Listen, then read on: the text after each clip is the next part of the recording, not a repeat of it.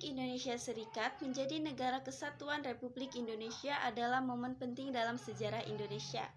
Setelah pengakuan kedaulatan oleh Belanda pada 27 Desember 1949, Indonesia berbentuk negara serikat atau federasi dengan nama RIS sesuai hasil konferensi meja bundar. Dalam RIS, Indonesia terdiri dari beberapa negara bagian seperti Negara Republik Indonesia, Negara Pasundan, Negara Sumatera Timur, dan lainnya.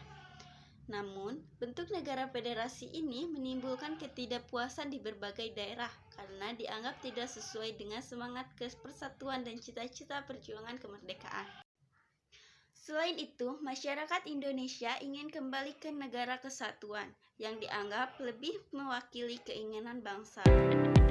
Selanjutnya ada langkah-langkah penting dalam proses kembali ke NKRI adalah sebagai berikut. Yang pertama, dukungan masyarakat dan pembubaran negara bagian.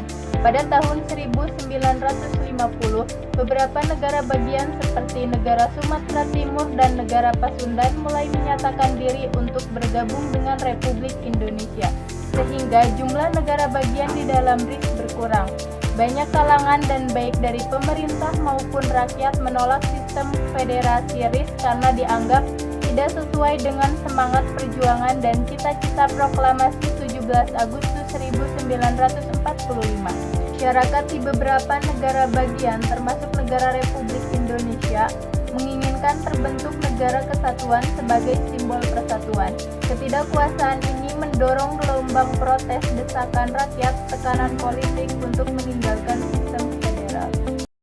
Lalu ada yang ketiga, kesempatan dengan pemerintah RIS. Munculnya gerakan pro-NKRI membuat pemerintah RIS mempertimbangkan negara kesatuan. Pada 19 Mei 1950, diadakan perundingan antara perwakilan RIS dan perwakilan Republik Indonesia di Yogyakarta.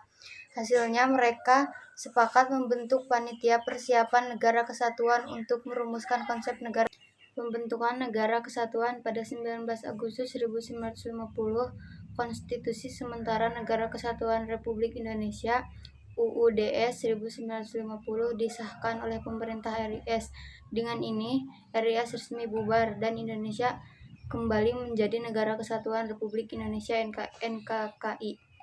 Pada 17 Agustus 1950, proses ini menandai berakhirnya sistem federal di Indonesia dan kembalinya Indonesia sebagai negara kesatuan.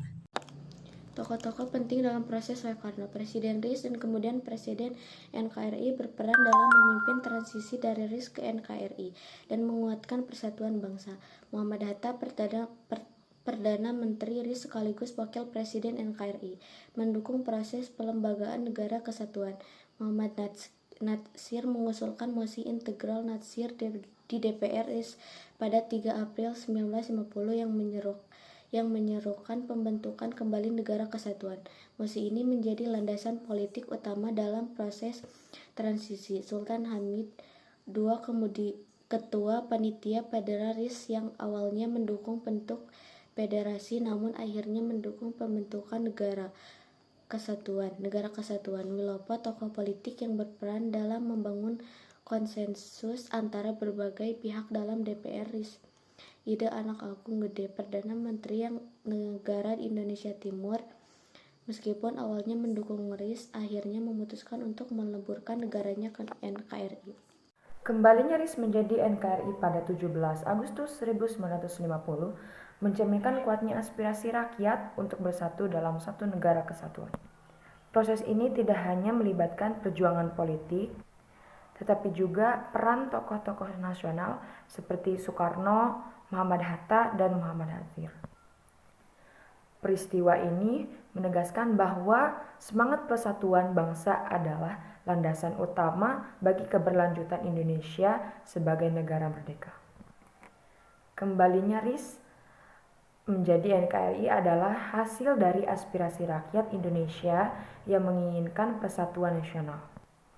Meskipun bentuk federasi RIS hanya berlangsung singkat, peristiwa ini menjadi bukti nyata bahwa semangat persatuan dan kesatuan bangsa lebih kuat daripada kepentingan politik tertentu. Transformasi ini juga menunjukkan peran penting para pemimpin bangsa dalam menjaga cita-cita perjuangan kemerdekaan Indonesia.